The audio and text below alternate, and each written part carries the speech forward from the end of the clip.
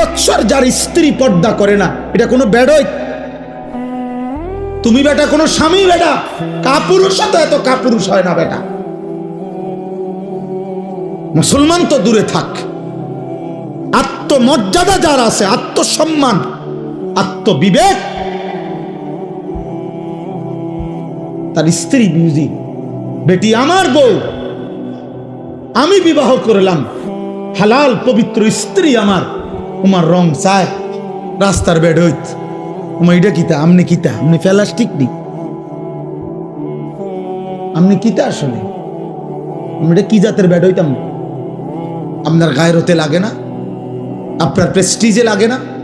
আত্মসম্মানে লাগে না? আত্মসম্মান মানুষের শ্রেষ্ঠ নিয়ামত, গায়রত। এটাকে অহংকার বলে না, এটাকে বলে আত্মসম্মান। অর্থাৎ আমার ধর্মের একটা ইজ্জত আছে, আমি এক রবের গোলাম, আমি এক নবী মুহাম্মদ সাল্লাল্লাহু আলাইহি সাল্লামের উম্মত। নবীজির একজন সাহাবী, মাত্র 16 বছর বয়সের যুবক কিশোর, মুসাইলামা কাজ্জাব, মিথ্যা নবী দাবিদার, ওনাকে আটকাইছিল।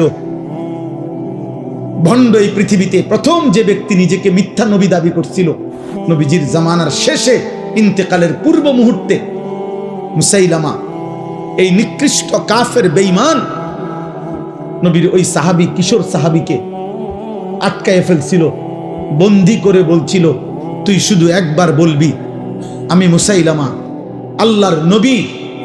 উনি বলছে, আমি 1000 বার বলবো আনতা কাজ্জাব, তুমি মিথ্যাবাদী। বাল মুহাম্মাদুন রাসূলুল্লাহ, বরং মদিনার বন্ধু আমার মুহাম্মদ, তিনি আল্লাহর রাসূল। আমরা কিতাবে পড়ছি মুসাইলামা এই সাহাবী 16 বছরের, এই বাবা শোনো, 16 বছরের এই সাহাবীকে শরীরের একটা একটা অংশ টুকরা টুকরা করে কাটছে, হাত, নাক, চোখ, কান, জিহ্বাটা কাইটা, সারাটা শরীর কাইটা কাইটা। খোদার কসম, আমি উর্দু কিতাবে পড়ছি, এভাবে গোশতের টুকরা যেভাবে পিস পিস করে, এরকম গোশতের টুকরার পিস পিস করে এরপরে ছিন্ন ভিন্ন করে ছিটাইয়া ফেলে দিছে, ওনাকে শহীদ করে দিছে। আল্লাহর কসম, এই খবর যেদিন মদিনায় ওনার মার কাছে আসছে, মা উম্মে আম্মারা, ওই মাও মহিলা সাহাবী ছিলেন, হাবিব ইবনে জায়েদের মা উম্মে আম্মারা, এই মহিলা ওনার কাছে আইসা সাহাবীরা অন্যরা বলছে, মা তোমার সন্তান হাবিব, ওরে মুসাইলামা ভণ্ড বেঈমান হত্যা করছে, শহীদ করছে, তোমার সন্তানের একটা একটা টুকরা শরীর পিস পিস করে করে ফেলছে, কিন্তু তোমার সন্তান শেষ মুহূর্ত পর্যন্ত নবী মুহাম্মদকে রাসূল বলছে, আর ওরে মিথ্যাবাদী বলছে, কাজ্জাব বলছে, কাজ্জাব।